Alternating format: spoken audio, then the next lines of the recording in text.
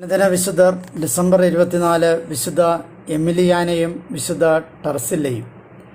മഹാനായ വിശുദ്ധ ഗ്രിഗറിക്ക് അദ്ദേഹത്തിൻ്റെ പിതാവും പിന്നീട് കത്തോലിക്ക പുരോഹിതനുമായ ഗോർഡിയാൻ്റെ സഹോദരിമാരായ 3 അമ്മായിമാർ ഉണ്ടായിരുന്നു. കഠിനവ്രതത്തോടുകൂടിയ സന്യാസ സമാനമായ മതജീവിതമായിരുന്നു ഇവർ തങ്ങളുടെ പിതാവിൻ്റെ ഭവനത്തിൽ നയിച്ചു വന്നിരുന്നത്.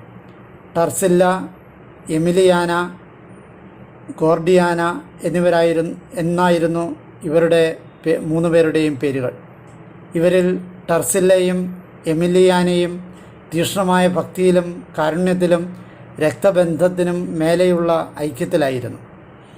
അവർ റോമിലെ ക്ലിവസ് സ്കോറി മാർഗത്തിലുള്ള തങ്ങളുടെ പിതാവിൻ്റെ ഭവനത്തിൽ ഒരു ആശ്രമത്തിലെന്ന പോലെ ജീവിച്ചു. ഒരാൾ മറ്റൊരാളെ നന്മയിലും കാരുണ്യത്തിലും വളരുവാൻ പ്രേരിപ്പിക്കുകയും മറ്റുള്ളവർക്ക് മാതൃകയാകും വിധത്തിലുള്ള ജീവിതം വഴി ആത്മീയ ജീവിതം നയിക്കുകയും ചെയ്തു.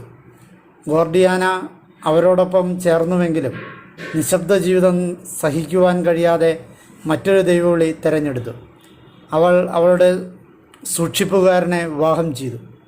ടർസില്ലയും എമിലിയാനയും അവർ തിരഞ്ഞെടുത്ത ഭക്തിമാർഗം തന്നെ പിന്തുടരുകയും തങ്ങളുടെ വിശുദ്ധിയുടെ പ്രതിഫലം ലഭിക്കുന്നതുവരെ ദൈവിക സമാധാനവും ശാന്തിയും അനുഭവിച്ചുകൊണ്ട് ജീവിച്ചു.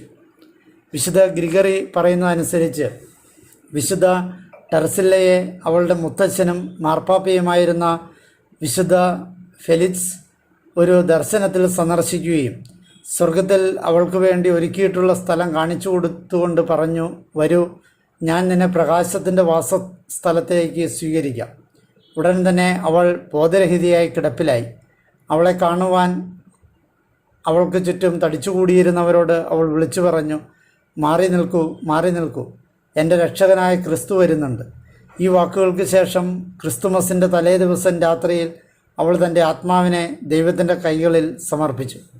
നിരന്തരമായ പ്രാർത്ഥന മൂലം അവളുടെ കൈമുട്ടുകളിലെയും കാൽമുട്ടുകളിലെയും തൊലി ഒട്ടകത്തിൻ്റെ മുതുകുപോലെ പരുക്കനായി തീർന്നു.